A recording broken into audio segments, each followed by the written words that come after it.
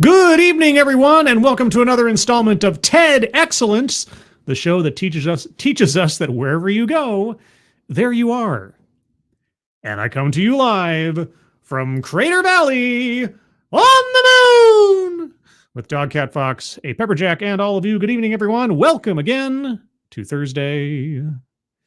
It's Yuletide Thursday, or something like that. Hope you're all doing well on this beautiful Thursday evening. Yes, well, we return once again to the off-brand TED Talk world of TEDx. And somehow I will get my words out correctly today. I don't know what's been going on. I actually haven't said much out loud today. It's one of those days where I never had any reason to speak out loud much. And now I'm having to relearn how to talk because that's just how I roll. But my personal neuroses aside, who's joining me on this beautiful Thursday evening? Adabisi, good evening. Brittany Holland, good evening. Angela Arriaga, good evening. Advocatus Diaboli, good evening. Tony Giff, good evening. Who else is here? John Miller, good evening. Tyr Alexander, the gentleman Lich, good evening. Did I already say hello to... I don't think I did. Noah Asensio, good evening. My brain's all befuddled. What can I do? Shell D, good evening. Ercole Di Stefano, good evening. Derek LaRue, as always, Derek, thank you so much for your generosity and support. I really appreciate it. Hope you're having a good Thursday, and I hope that you enjoy the show. Thank you again. Fastonia. You know what? I'm going to take these teeth things out. Hold on. Now, I tell you, these things, I know that I'm wearing them. Get my teeth finally straightened out, but I swear, trying to enunciate around them, even though I'm used to them, drives me up the wall. So I am just going to cheat for an hour and a half or so and give myself one less excuse for fumbling my words. So anything I do now, I don't have the excuse of the Invisalign. All right, there we go. Jamie Melquist, good evening. Zero the Hero 909, good evening. Lurking Gopher, good evening. Kiro Soldier, good evening. Resolute Germ, good evening. Said the Snarky, good evening. Shadowclaw, good evening. Mike R, good evening. Ryan R, good evening. Brother from another mother. Zan Wild, good evening. Keeverdam, good evening. Spoonie the Rebel, good evening. Simon Willikins, good evening. And Meh, good evening. And for anybody that I missed or is lurking or is in the future or holy cats, as they say in Egypt, I'm sure at some time or another, as soon as this, there we go. Alan Thyler, thank you so much, Alan. Thank you so much. It's very generous of you. With the dancing #1 samurai Dog Cat Fox. Oh, Dog Cat Fox. Wowie, wow, wow. Oh, that's an irate Alex Dog Cat Fox. Wowie, wow, wow. And I double clicked something. You get a double. $10 each. Thank you, Alan, so very much. Kenny on Catpiss, good evening. Found, good evening. Jam, good evening. Roger Reynolds, good evening. The Demon Man, 57, good evening. North of, good evening. Is that everybody? I hope that's everybody. Did I miss anybody? I hope not. If I did, I apologize. But anyway, let's move on to the wonderful world of our TED Talk. Yes, everybody, this time we're at the cream of the crop, the top of the heap, an actual official TED Talk. I know, it's a rare event, but it does happen from time to time. Tonight's subject is the case for a new great migration in the U.S. Now, why, Scribe, would you pick something like this? Well, I don't know what it's about. I'm an English major, not a history major, so I don't even know what the first great migration was technically. I guess I could guess, but I'd be guessing. I'm assuming it was, wagons west, the Oregon Trail, that kind of thing. I played a cheap game when I was a kid. That's all I know about the Great Migration. So what is the new Great Migration that's being proposed? Don't know. But I wanted something that was a little bit of a mystery box, perhaps something a little bit more intellectual or high-minded, because news alert, this coming Monday, Christmas Day, I'm planning on doing another TEDx marathon I call TEDxmas. Yes, Santa Scribe is coming to town on Monday. I don't have a time yet. I'll start advertising it as soon as I have it set up, but there you go. So look forward to that on Monday. Also, a couple of things before I get too far off course here. At the top of the chat box, if you guys take a look at the fundraisers up there for our friends, Twisted Skipster, James Colley, Grisella, and Angry Illinoisian. They and their families have experienced some hardships recently, and if you can, take a look at their individual fundraisers, and if you can donate, please do so. If you can't, that's fine, but if you can share those out on social media, that would be appreciated as well. Also, programming note, and I'll remind at the end of the stream as well, tomorrow, Friday, December 22nd at 3 p.m. Pacific, 6 p.m. Eastern, is the 8th installment of Living on Borrowed Crime, the interview series where I talk to true crime content creators about their cases and their craft. And tomorrow's guests are The Misery Machine, made up of Drewby and Yergi. If you guys are interested in that, please take a look at this channel tomorrow, December 22nd on Friday, 3 p.m. Pacific, 6 p.m. Eastern. And be sure to share that out and like it if you have the opportunity to. And get your questions ready for Drewby and Yergi tomorrow. Looking forward to that. Am I a little nervous? Sure. I always get nervous when I'm going to interview somebody because I have no idea what I'm doing. But people tell me I'm okay at it. So I'll just go with that until, reality hits me sideways. Anyway, so tonight's bingo card is bingo card C. C as in Father Christmas, which was the winner of the poll on Twitter to decide the bingo card for this episode. If you'd like to join in on the bingo card poll each week and or just to follow me on Twitter and all my shenanigans, you can see me down there in the corner of the screen at scribe_light. Whether you call it Twitter, whether you call it X, I call it a massive chaos and misery sometimes. Speaking of misery. But all that being said, let's get into tonight's show. This one clocks in at just over 13 minutes. So kind of your standard TED or TEDx length. But don't tell them that. And I'll start off with a few seconds for a sound test. You guys tell me if you can hear it. And then we will proceed. And keep your eyes on the bingo card. I'm not sure how many bingos we'll get out of this one. I guess we'll find out. The first few seconds, I took out the musical cue, so it will be silent for a moment. And then as soon as the speaker steps in, we'll start talking. Here we go. In the summer of 2020. In the summer of 2020. Golly, what happened in the summer of 2020? Let's see. George Floyd, Summer of Love. Right? Oh, I wonder where this is going. Alan Thyler says, all good. Derek Lewis says, sounds fine to me. Volume's decent, says Zed the Snarky. And good evening, Mishiru Kururugi. I hope I got that right for the first time. Okay, so in the summer of 2020. After the murder of George Floyd. Murder? Yeah, well. We saw one of the largest series of protests for racial justice in American history. Oh, is that what that was? All those cities burning and violence and deaths and overtaking police precincts and things. Was that what that was? Okay. Millions of people, mostly young, a plurality white, poured into the streets to assert that Black Lives Matter and to demand police accountability and racial justice.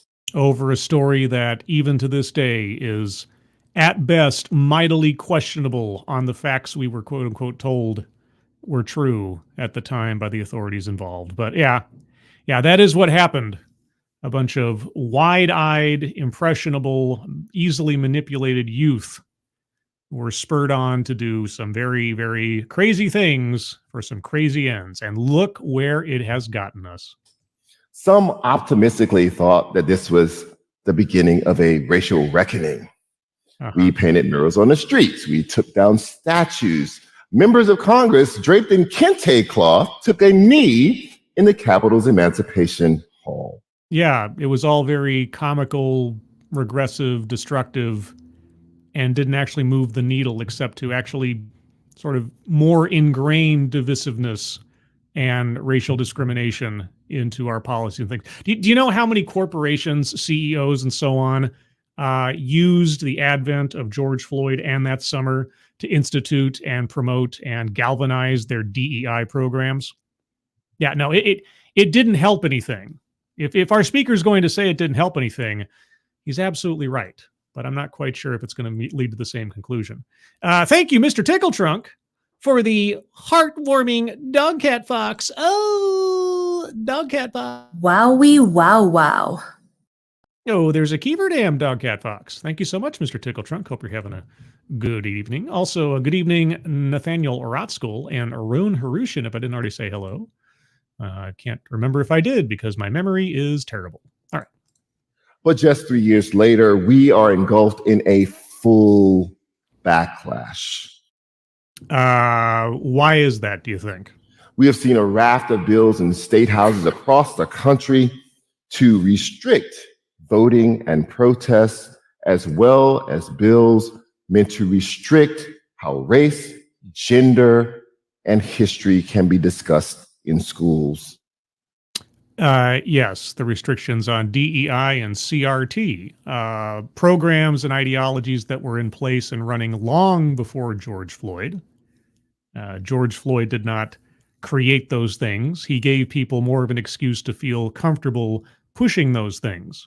And the media and the politicians, too afraid of being called racist or regressive or right-wing, just sort of shrugged their shoulders and let it go by. And we've seen the poison that has increased in our educational systems and in our workplaces since then. Not that it wasn't already on its way before then. I have more than a little video evidence to show that.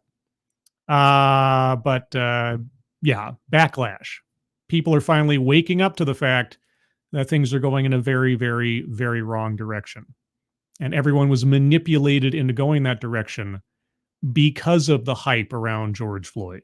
Wokeness, a mantra during the Black Lives Matter movement, was converted into a pejorative and used against the movement. Yes, as oftentimes things are. Or they go in the reverse. Something that was a pejorative becomes the mainstream. Sort of like the Big Bang Theory. That was originally coined as a phrase of dismissiveness against the idea of how the universe started. And then it became the mainstream. So it can go either direction depending on who's got the upper hand. I don't know. Thank you, Devil Fruit Zero. Merry Christmas, Mr. Light. I know you celebrate early, but I still wish you one. Well, thank you, Devil Fruit Zero. Yes, my family does a Thanksmas celebration where we get together in between the two holidays to avoid the traffic and the hubbub and the hustle, just for the sake of our own pragmatism. But it's true. Otherwise, I still celebrate Christmas insofar as the sort of secular version of it, at least. But thank you, Devil Fruit Zero. And let me give a little like on that one. Give a little like with a heart. Okay. This is unfortunately a repeat of the tired and exhausting dance that America does. When Black people make progress, some white people feel threatened and respond with force. Is that what George Floyd was doing? He was making progress?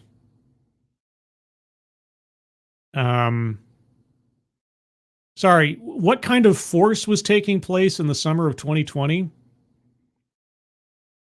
Who was exerting the most force during that summer? Okay. This seems to happen in a major way every 50 years or so. The advances of Reconstruction were followed by Jim Crow. The advances of the Great Migration, which was the relocation of millions of African Americans, primarily from the rural South to cities in the North and West, was met with the violence of Red Summer. Yeah, English major, not history major. Red Summer? Don't know Red Summer. The advances of the civil rights movement were followed by mass incarceration. Okay.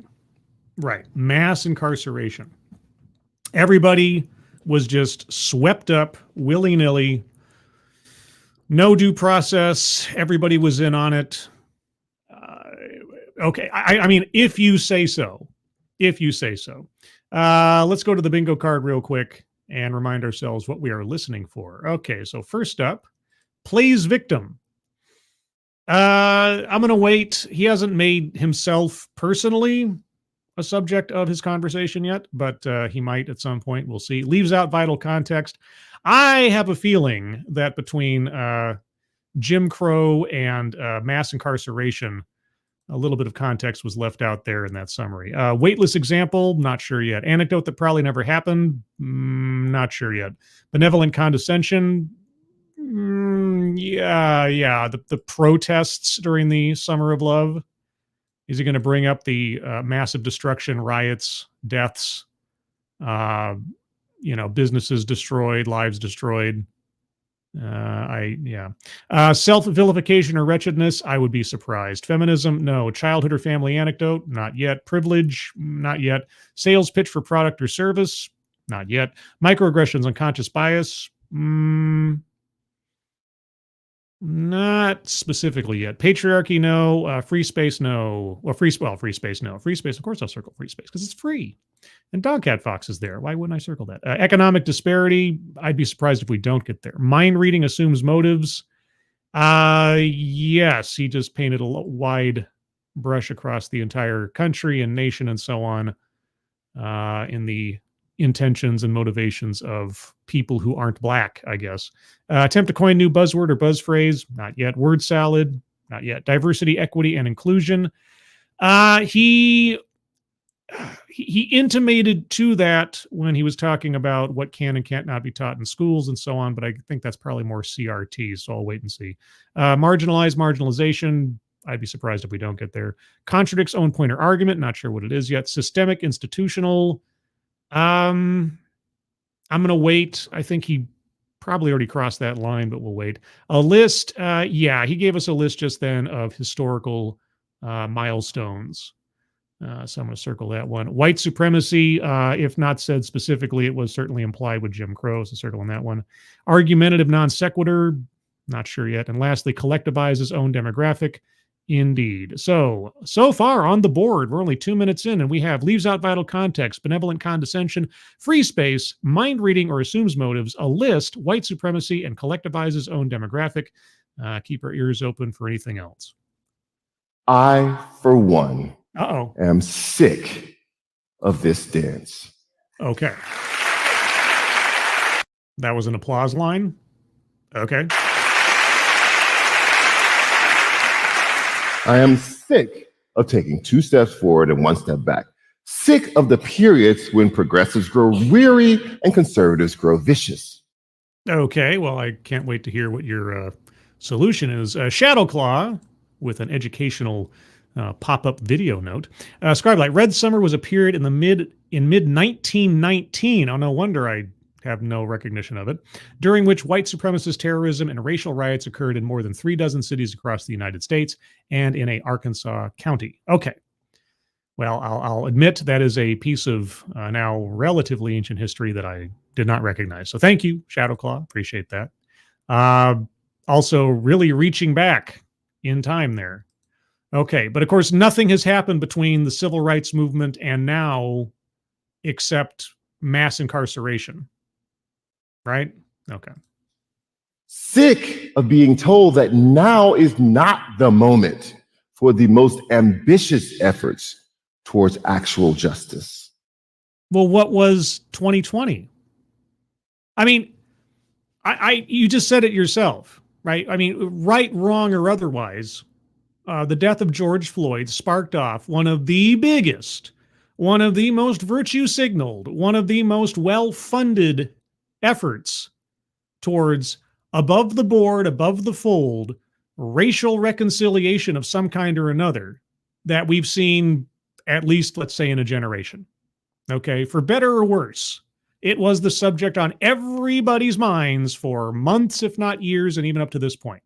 Okay, if that wasn't the moment, if everything that has happened, if all the money, if all the efforts, if all the initiatives, of all the DEI, of all the affirmative action that has taken place since that time wasn't enough to move the needle in a direction that you find agreeable, what exactly do you expect, or what solution do you propose on top of that? I want to sidestep all of that. Okay. I want a plan for equality now. Plan for equality now. Okay. What kind of equality? I mean, give me an example of an equality that needs to occur. Believe me, this day and age with everything going on, I can believe that there needs to be some more equality out there, since there's definitely some rampant discrimination taking place, being, thumbs up by the academy and businesses and the government. But what do you mean? One that does not require marching and pleading.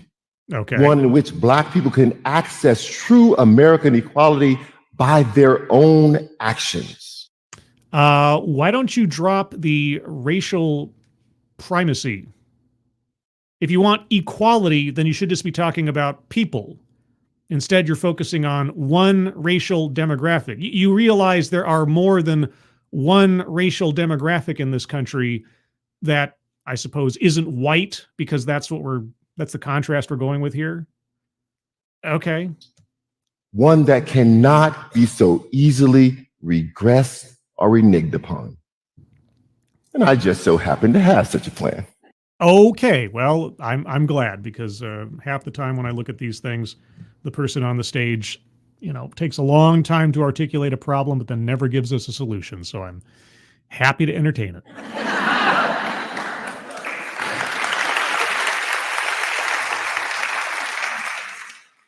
Energizing reverse migration by encouraging even more Black people to leave cities in the North and West and return to the South.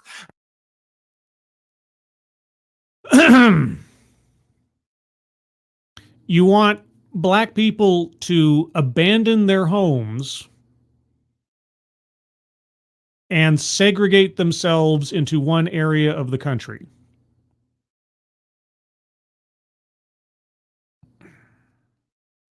I mean, I know, maybe I'm being hyperbolic. That's what I think I just heard.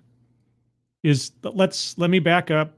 I don't want to cut him off. Maybe I jumped the gun there. Maybe I spoke too soon. Let's try that again. Push the button. Energizing reverse migration by encouraging even more Black people to leave cities in the North and West and return to the South. And I want them to do so primarily to concentrate and increase their political power, to have greater influence over and access to state power. Okay, so Black people as a monolith are far too diluted in their political and state power, being in the West and the North amongst all those not Black people. And so if you move them all to the South, you'll suddenly have a solid voting bloc going in the direction that you agree with politically, philosophically, culturally. I know maybe I'm reading between the lines of a cookbook here. I don't know, but that's just what I'm hearing. That's an applause line? Really? Really? Encouraging a nation of what? Territorial segregation is an applause line? Wow. Okay. This is where we are, boy. This is where we are. Thank you, Keeverdam, so much. Reverse migration, new buzzword. I think you may have a point there. I agree. So I'm going to circle, attempt to coin new buzzword or buzz phrase. Yeah, when he first said reverse, my brain immediately thought he was going to say racism. But no, migration. Thank you, Keeverdam. So got that one there. Okay, applause line. Everybody who is of this color, move across this line. States control the lion's share of many of the issues crucial to Black people. States control, they control the issues important to or crucial to people in the state. The residents of the state, constituents of the state politicians, not just one racial demographic. Criminal justice. Yeah, criminal justice only matters to Black people? Judicial processes. Judicial processes only matter to Black people? Election administration.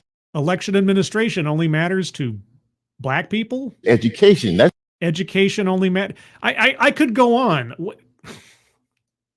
I could go on, but I already have. What? Okay. You know what? We're not. I can't. I can't even, as the kids say. What? What is that? What the fuck is that? It's early on, I understand, but all the same, I got to call it as I see it. that's just to name a few. Uh-huh. And this plan wouldn't create a new condition, but rather restore a historical condition. Restore a historical condition. You mean take us backwards? At the end of the Civil War, 3 Southern states were majority black: Uh-huh. South Carolina, Mississippi, and Louisiana. Uh-huh. 3 others, Alabama, Florida, and Georgia, were within 8 percentage points of being majority black. So you want to make states in this country black supremacist in population demographics.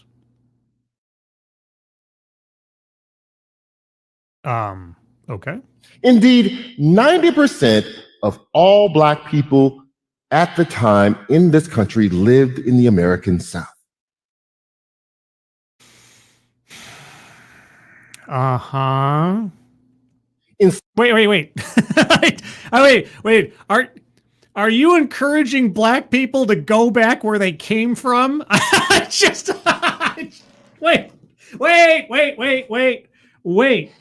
Wait. Did I? Okay. Wait, come on. This is a joke, right? This is performance art, isn't it? In this country lived in the American South. Enslavers had flooded the region with captive black people producing for themselves and the country staggering wealth. They never imagined that one day those black people would be free, let alone that the 14th and 15th Amendments would make them citizens and at least the black men voters. Okay. What does any of that particular mindset have to do with the modern day? You know, post-Civil War mindset. Yeah, it was, as compared to today, messed up in a lot of ways. Not going to deny, but, trying to compare, modern standards with the standards of the past, you're always going to find a big difference. So, oh boy. Thank you again, Mr. Jiggletrunk. Did he mention what chapter of the Klan he's in? It's just, what? Okay, so let's just think about this for a second. You're encouraging a whole swath of people based purely on their racial demographic to somehow uproot from their homes, which is no small feat, either logistically or, let's say, financially, and then just mass move themselves from their homes in the West and the North down to select states in the South, which, again, home prices might be cheaper than in other parts of the country, but it's still, I'm pretty sure it's not exactly an easy thing to do, in order to form a more powerful voting bloc in those states, make those states have a demographic proportion that pleases you based on skin color, and then what? I mean, now, again, I'm not a historical major. I don't have an expertise in, say, I don't know, the Electoral College, but if you actually did somehow, some way move the great majority of the black population in this country to concentrated in just a few select states in the South, and you're trying to create a voting bloc that's going to change things, what happens come, I don't know, the next presidential election? I mean, if there are very few black people in California, let's say, what kind of voice do they have in one of the states that has some of the highest numbers of Electoral College votes or elsewise? I mean, I don't know. My brain's going all over the place with the implications of this. But okay, anyway, you're saying? This made Mississippi a center of power during Reconstruction Because in places like Mississippi, at least for a time, Black men were the majority of registered voters. Yeah. Isn't it great that now women can vote too? The state sent scores of Black representatives to the state house, and it gave America its first 2 Black senators.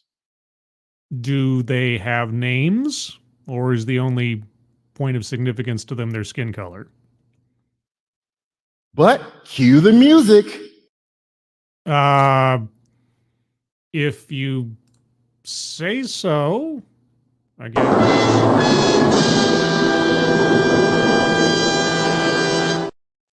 Because the backlash dance was about to begin. Oh. Fearing what they called Black domination, white terrorists in the South began a coordinated campaign of violence and voter suppression. They clawed back enough power to call constitutional conventions during which they wrote white supremacy into the DNA of those states. Uh-huh. And when was this? And what is the condition of those policies and practices now? Just wondering. That codified oppression became known as Jim Crow. Uh-huh. And where are those laws now? So you have a chronic racial terror. A chronic racial terror. I wonder if those words could be used to describe anything taking place within the last, 3 or 4 years. Suffocating legal structure. Yeah. And a lagging economy. Yeah. In the South. South and elsewise, yeah. That came at the same time that Northern factories were recruiting workers. I don't know about that part. This push and pull helped to launch the Great Migration. Okay. And I'm still waiting for the argument of just setting aside the reasonableness of it, the logistical part of it. How are a whole bunch of people, regardless of their, racial category, just supposed to uproot and move to the states you say they should for the sake of turning back time? In the wake of that migration, only slightly more than half of all Black people in America remained in the South. Okay. In short, one of the reasons that Black people lost their majorities in Southern states was because of terrorism. I thought, wait, you just listed off the economy, factory jobs, legal. Okay. And again, you're talking as though Black people are just a monolith, a hive mind, where they all have the same wants, needs, and desires outside of the basics, philosophically, politically, and so on. Okay. And as America and the world have learned all too well, you can never let terrorists win. Okay, so how many arrests were made from the Summer of Love of the terrorists who destroyed businesses, government buildings, killed police officers, assaulted police officers, government officials, and so on in the name of their political motivations? I know. Am I still bitter? Law and disorder and chaos was allowed to run rampant in certain cities. In fact, encouraged to run rampant in many cities. Just a little bit. That is one of the reasons. That was an applause line. You can't let terrorists win. Okay. That is one of the reasons that I believe that Black people should return to the South. Black people should return to the South to not let the white terrorists of the 1800s and 1900s win. boy, howdy, you okay? If Black people today had their pre-Great Migration percentages in southern states, they could again vote to ensure more equitable state-level policies. Such as what? And they could put more pressure on the federal government because they could control or form the controlling interest for more electoral college votes than California and New York State combined. Oh, okay. Well, see, this is me. I brought it up. I don't know. I'm not an electoral college expert. So you want the states in the South dominated by the racial demographic that you prefer because you know they're all going to vote in the same way that you want and put pressure on the government in the way that you prefer because Black people are a hive mind. They have no agency of their own. They just go exactly where you think they should go, and especially when it comes to geography. Okay, well, first and foremost, I'm pretty sure that this is an entire non-starter of a plan. I think that's pretty obvious. His wishful thinking on the subject really says a lot more about him than it says anything about either Black people at large or the system in general. But it's still interesting. And that's important here in America because each state has as many electors as they have members of Congress. And when you go to vote for president, you're actually voting for that candidate's slate of electors. It is those electors who determine the presidency. Yeah, okay, but I'm going to circle economic disparity because he did mention about the flagging economy in the past, as well as like factory jobs and so on, so circling that one. Black people could also be decisive in electing several governors. They could be. In many cases, they are. What election does not go by without us hearing somewhere in the news about the concern over courting, quote unquote, the Black vote in one particular state or another? And senators. Yes, the elected officials in the states could have their fates decided by the people who vote. Now, in an ideal world, we wouldn't need to concentrate Black voting power to achieve equality. You're the one saying that people need to relocate on the basis of their skin color, and your aim is for equality. Right. Any composition of voters should provide equality for all people. No. That's not how it works. Okay.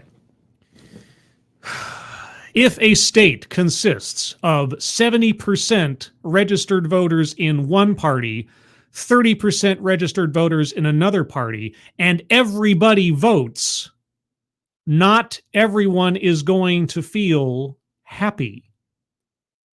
That's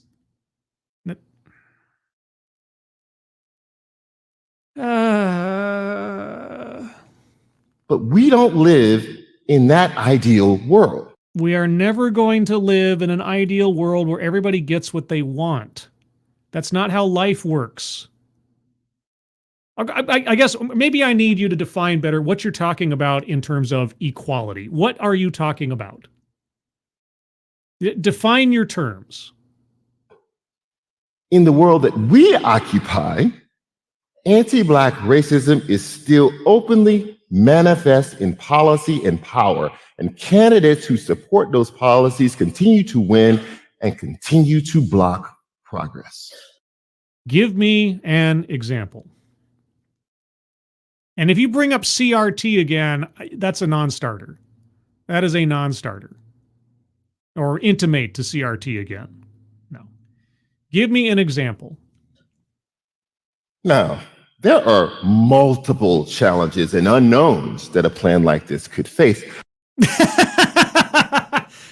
Well, it's true. There are multiple unknown challenges of plan. There's also multiple obvious questions and concerns that could come up immediately with this plan. I've already articulated a few of them. Would you like to address at least the most obvious ones? But it has three major things going for it. No. Well, okay, hold on. If he's going to give three pros to the plan, he has to follow up with at least as many obvious cons that need to be addressed or that he at least needs to admit to. That's what we're watching here for. Is he going to at least admit to the weaknesses of his argument? First, there is a precedent for it to succeed. There's a precedent for it to succeed.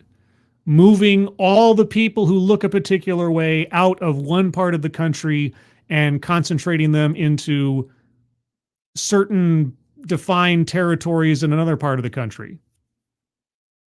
By all means. In the April 1972 issue of Playboy, and before 1972! We're going back to 1972. In the last TEDx, our speaker brought up a study from 1972 that he found problematic. And that was his big example. That was his big example of the problem. You go back to last week's TEDx. But now, boy, oh boy, hop in the time machine, Mr. Peabody. We're going back to 1972 again, but this time it's not about eggs and cholesterol. We're going back to Playboy. Before you say that, yes, some people used to read it for the articles. It featured a piece by writer Richard Pollock entitled "Taking Over Vermont," in which Pollock proposed that the nation's alienated young do just that. A Playboy article from 1972 in which the author recommended the youth of the country take over Vermont. An article about a speculative, hypothetical scenario is precedent for it working? Did I miss a step somewhere in here? Kiever Dam, three major things list. I already circled a list. Kiever Dam, I already circled a list. I circled a list earlier when he started going off on Jim Crow and this and that and the red summer or whatever it was, all that stuff. So I got you covered. Thank you, Kiever Dam, though. Very much. Appreciate it. But list is already circled. Let me review the card real quick one more time.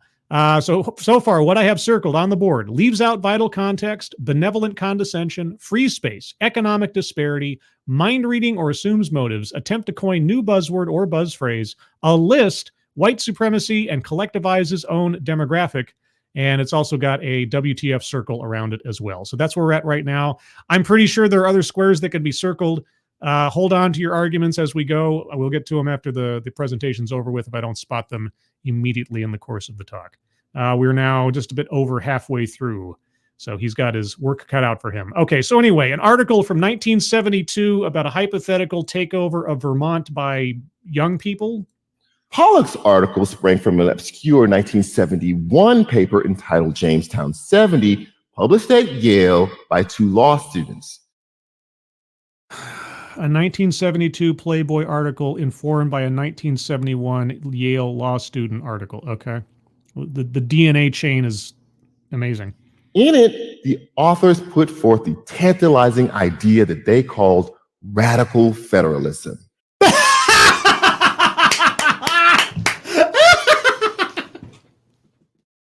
Oh my God! It was a TEDx talk in the making.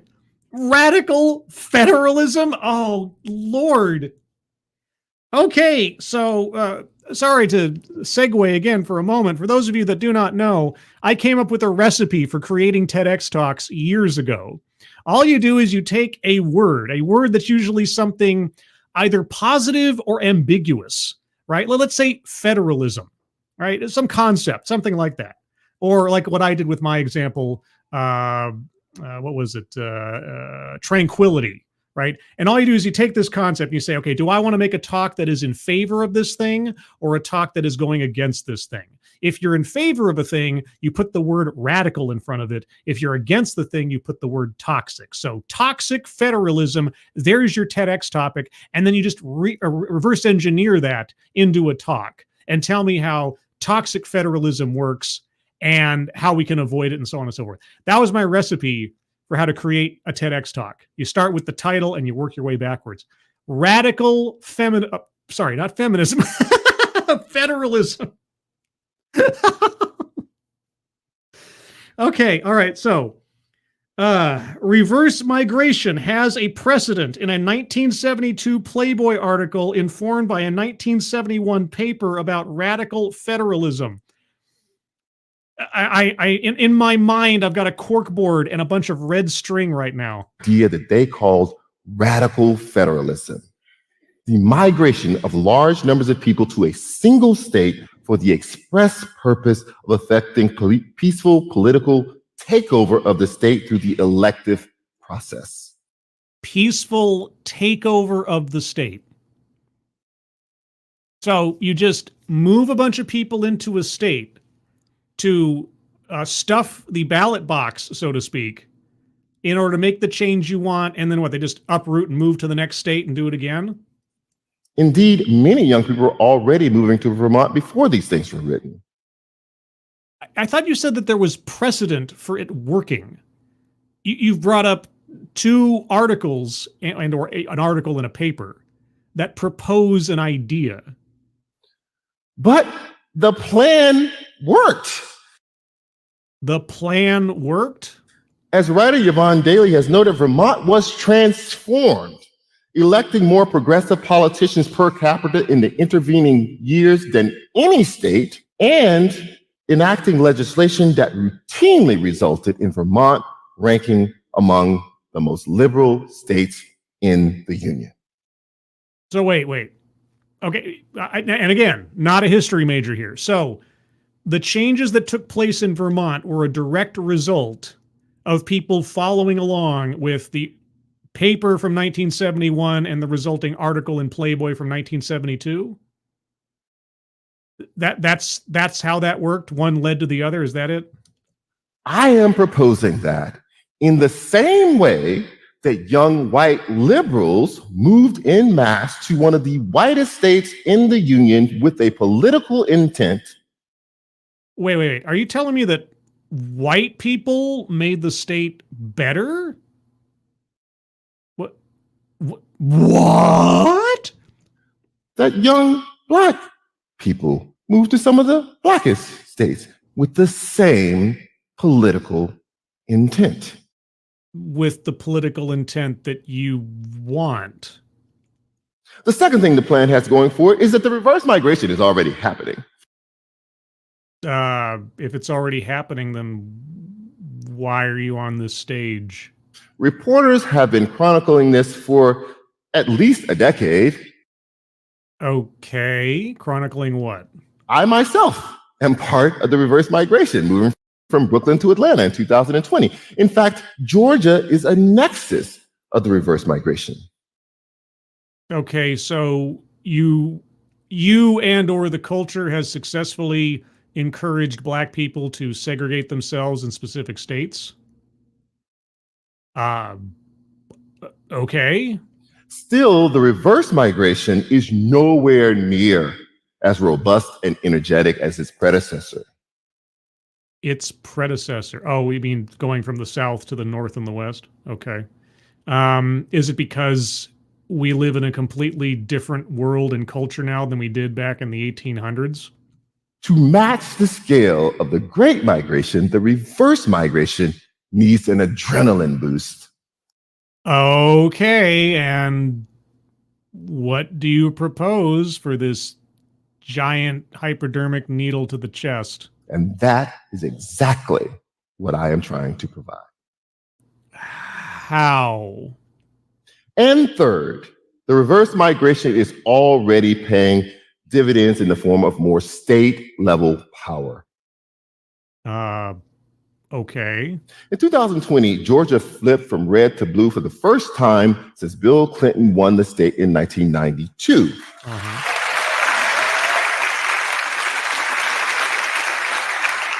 And since Bill Clinton won the state in 1992. Okay. The voters also elected two Democratic senators, one black and one Jewish. names unimportant. If you want to see identity politics on parade here, has he given us a single name of an individual aside from authors of articles when it comes to those that have achieved the heights of political power and social capital that he is hoping for? No. It's been either you're black or you're Jewish. That's been all we've heard so far. No names, nothing in particular, no significance of them other than the demographic they fall into. Yeah, that's the mindset I really hope takes over at the state level in our country. Oh, wait, no, it has in some places, hasn't it?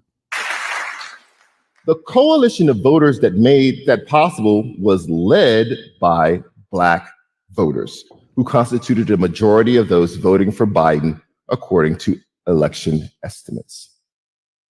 The majority of voters voting for Biden were Black?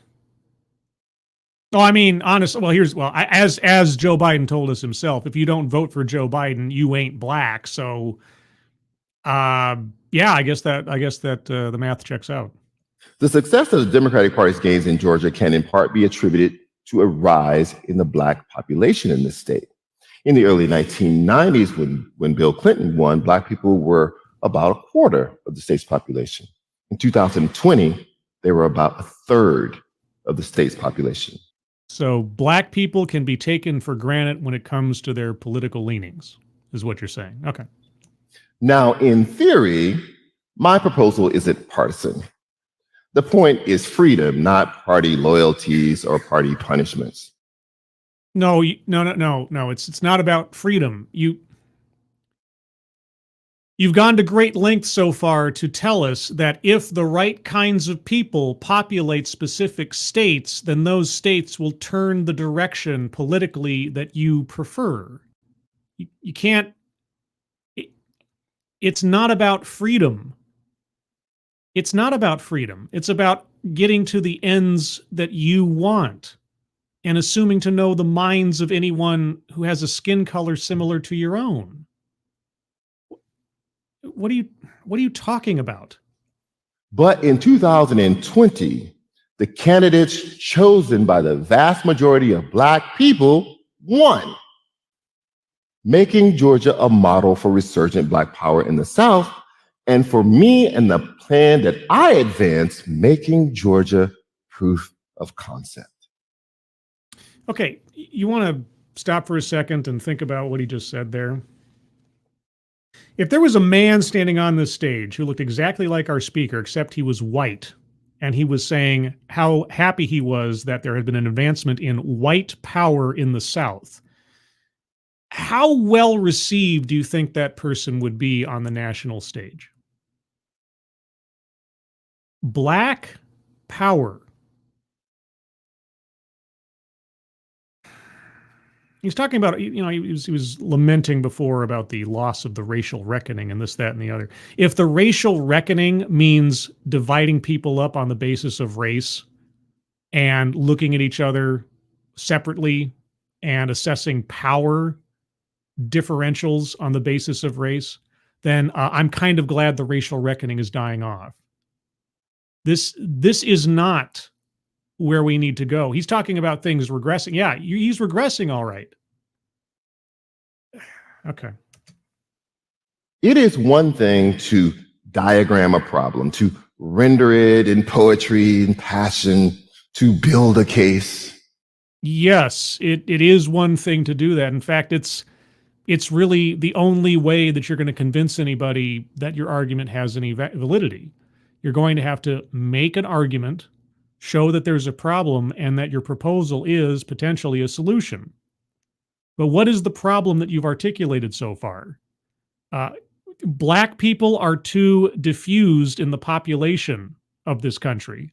We need to concentrate them into specific areas in the country in order that they can create their own obviously monolithic political and philosophical states based on their skin color first and foremost, and never mind anybody else that might live in the state who doesn't happen to look the way you prefer.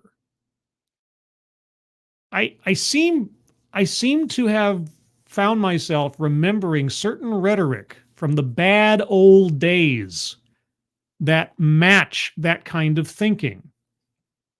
It is something of a different order to propose a plan. What is your plan? I haven't even heard the plan yet. How do you plan on moving masses of people based on their skin color from various locales around the country to specific, selected, concentrated locales elsewhere in the country? What is the plan? This is the difference between talking or asking or pleading and demanding and just doing. What is your plan? As Frederick Douglass once said about escaping slavery, you moving from Brooklyn to Atlanta was not escaping slavery. I prayed to God to emancipate me, but it was not until I prayed with my legs that I was emancipated. I am asking as many Black people in America who are able to do like Douglass. Oh, for crying out loud. To pray with your legs and migrate. Thank you very much.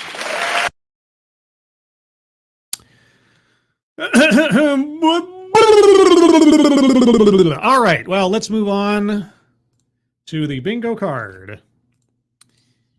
That was something I didn't know what to expect with that one, and I wasn't disappointed, I guess. I don't know. All right, let's go over the bingo card one time myself, and then I will take suggestions for squares to be circled. Plays victim.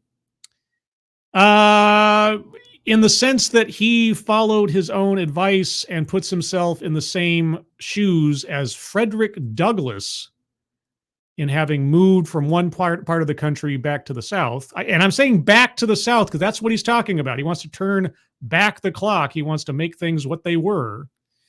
Circling that one. Moving on. Weightless example. I mean, what did Jim Crow have to do with any of this? What did mass incarceration have to do with any of this? That was all set up for, I don't know. It didn't make any sense. Anecdote that probably never happened. Okay, well, listing off historical events as reference points aren't inherently anecdotes that never happened. So I don't know off the top of my head. Maybe somebody amongst the audience has an argument, but hold on to it if you do. Self-vilification or wretchedness? No. Feminism? No, that was federalism, not feminism. Childhood or family anecdote? He talked about himself, but he never brought up any family members. He never said when I was young or something like that. So, or, my father did this or anything. So as far as I can tell, unless I'm forgetting something, no. Privilege.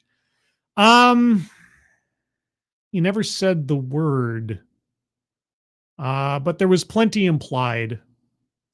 I'm going to circle that one. Sales pitch for product or service. No. He never got specific enough. And I'm not going to take the Playboy article as a sales pitch for a product or service. It just, no. Microaggressions or unconscious bias. No, the talk was far too broad. He never brought it down to like individual examples in that way that I can recall. I mean, yeah, I was awfully generous with circling privilege. I'm not going to circle microaggressions and conscious bias unless I have an example that I can think of. Patriarchy, again, he never really brought up gender wars so much in any particular way, or the battle of the sexes. Word salad, yeah. I mean, there was just a lot of stuff here. And again, he kept talking about a plan. He never gave us a plan. Just wishful thinking. And a plea. That's not a plan. So that doesn't quite wash. Diversity, equity, and or inclusion.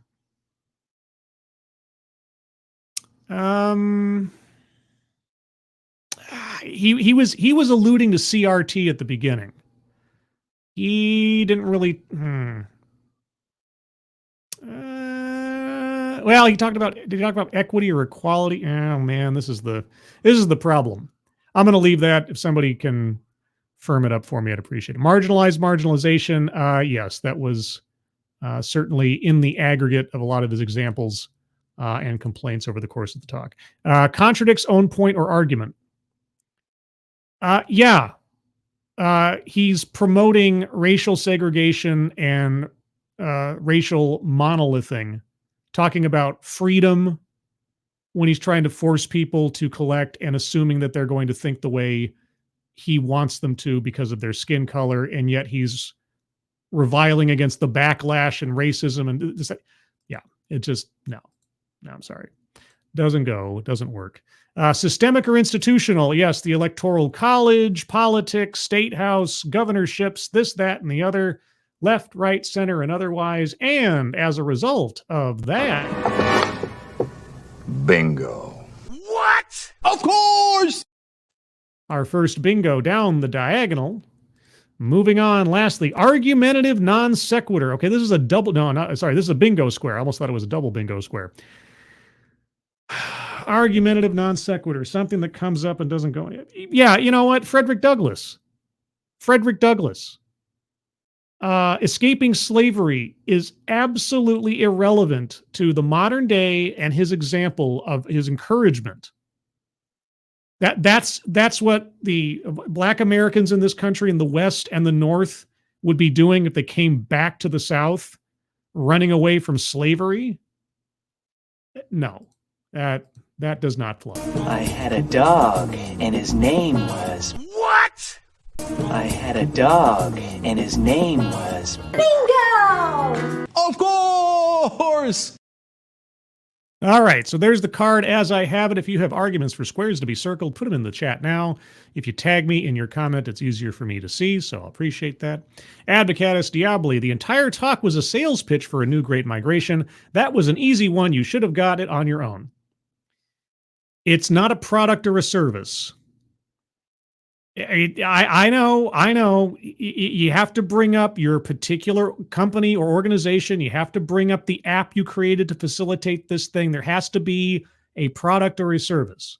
Simply proposing an idea does not a sales pitch for product or service make.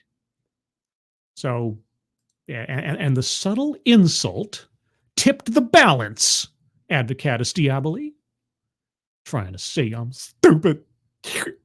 My mama says I'm smart. I'll wear glasses. Anyway. Rib Rascal, I suspect your nostrils are not as vociferous as Judd Nelson's nostrils.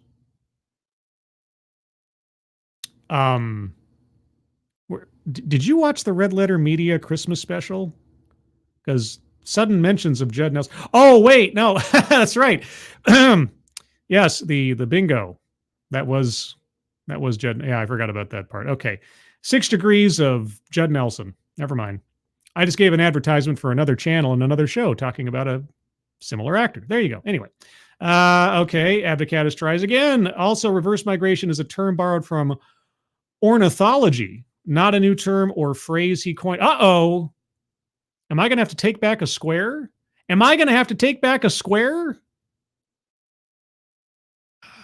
Well, okay, well, let me just argue in the reverse. In this context, is it a new buzzword or buzz phrase? I mean, I'll reverse the card and try to remember what else was circled beforehand.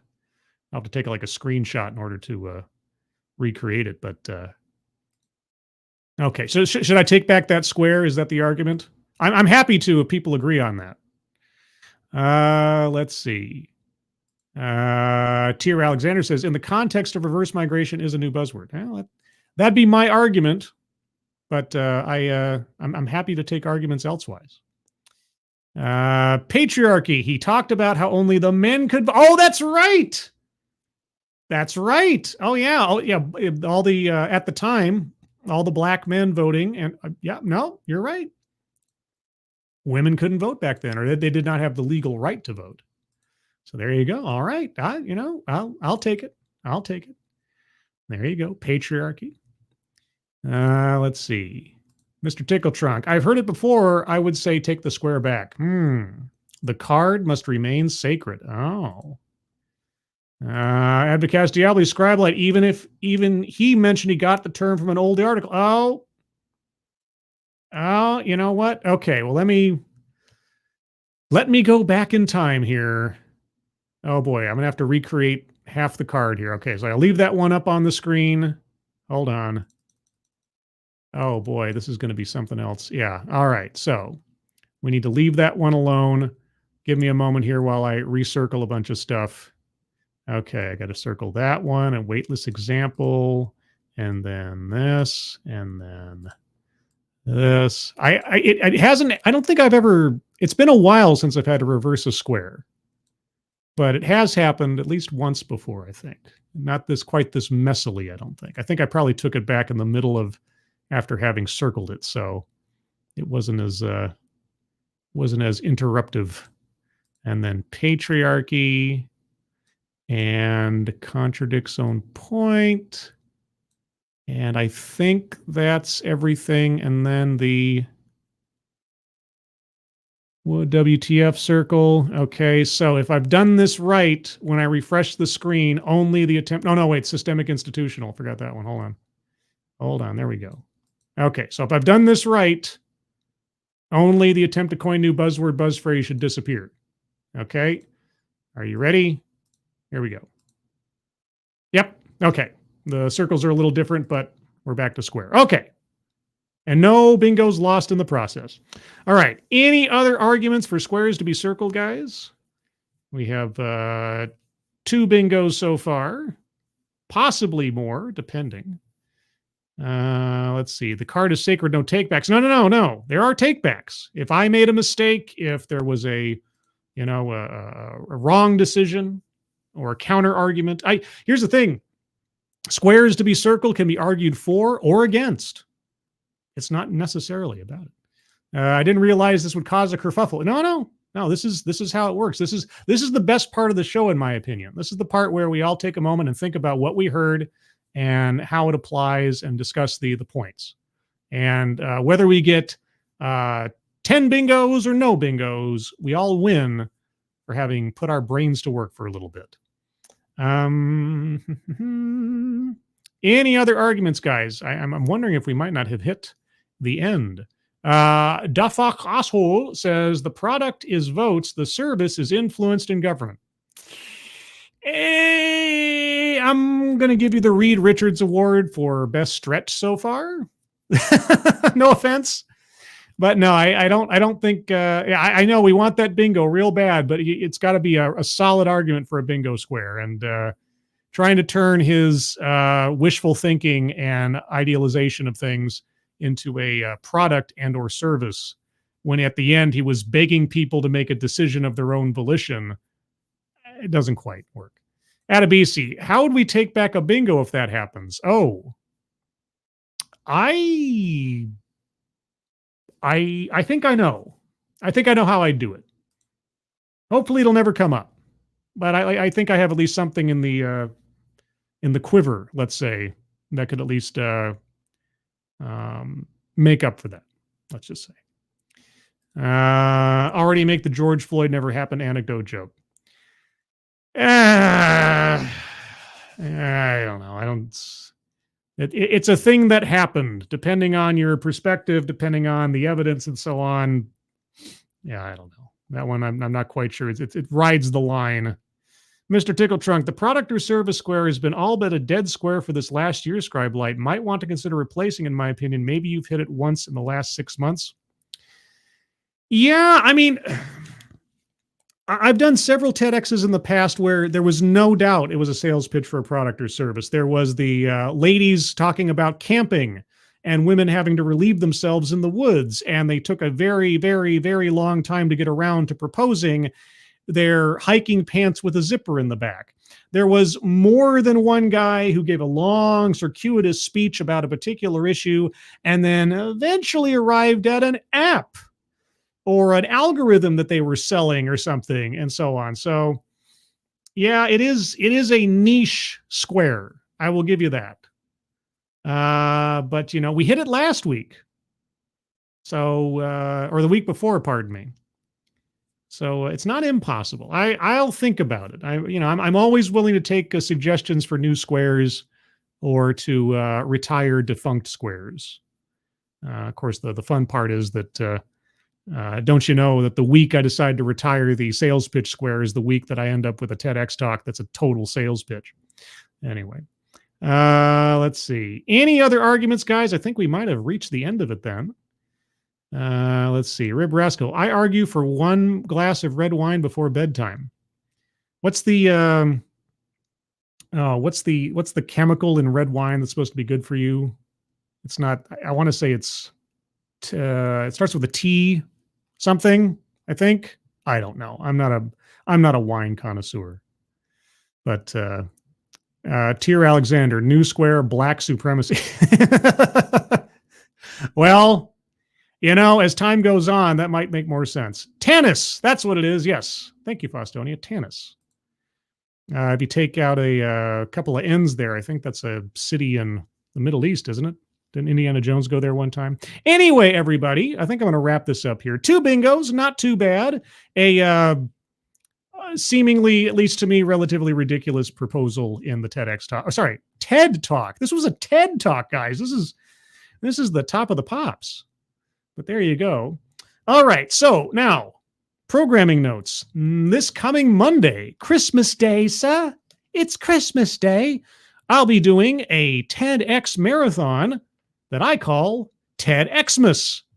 I don't have a time set up for it yet. I'll figure that out in the next couple of days, so look out for that one. Also, tomorrow, Friday, December 22nd, 3 p.m. Pacific, 6 p.m. Eastern, the next episode of Living on Borrowed Crime, where I'll be interviewing the 2 people that make up The Misery Machine on YouTube, Drewby and Yurgi, and we'll talk about their channel, their interactions with YouTube and monetization, the cases they cover, and some other information. So if you're a true crime fan or a true crime fan, please let them know that that's happening tomorrow. Thank you, Mr. Tickletrunk, at the Possible Square previously clan talking point. Oh, jeez. Yeah, everything old is new again. That's an idea. But here's again, the same argument for sales pitch for product or service. How many talks do we have where that comes up with any real regularity? I mean, yeah, it is a point for argumentation. I'll give you that. But you might be, changing out, throwing out the baby with the proverbial bathwater with that one. So, but again, I'm open to suggestions for new squares, whether I end up using them or not. And a place that you could recommend new squares, probably more effectively than in a chat, where I might not see it, is over on the Discord server. And if you'd like to join the Discord server, well, a link to the Discord server is now in the chat. All you have to do is click on that, and you'll find yourself on the landing channel called Say Hello.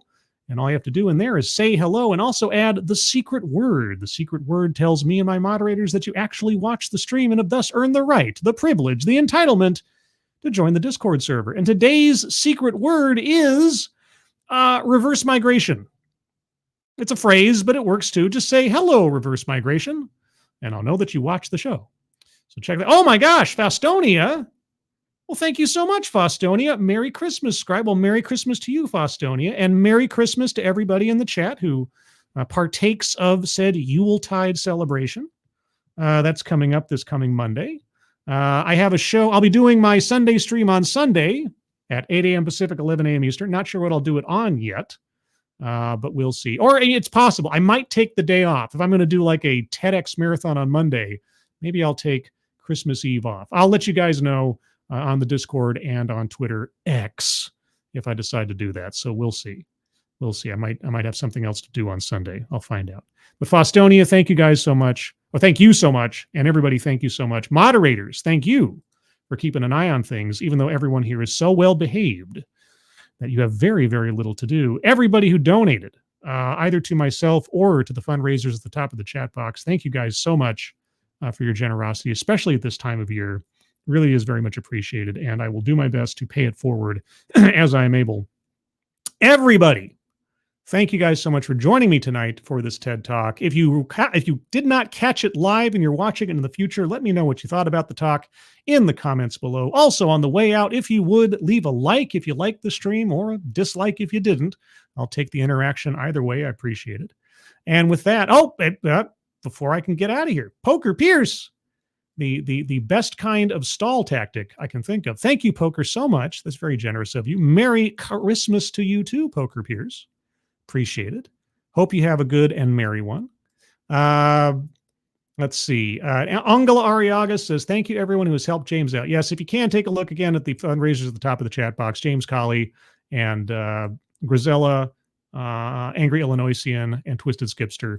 Appreciate you guys taking a look at those and sharing those about. Okay, well, I'm going to get out of here now, everybody. Hope you have a good rest of your Thursday and Friday ahead of you. Everybody who has the 3 days off for the weekend, I hope you enjoy your holiday. Have a happy, merry, and safe holiday. Hope you get all the presents you want, or at least close enough to, and you enjoy your time with your friends and your family as you're able. And with that, everyone, I hope you're all safe and well. If you are not well, please get well soon, and I'll see you on the next one.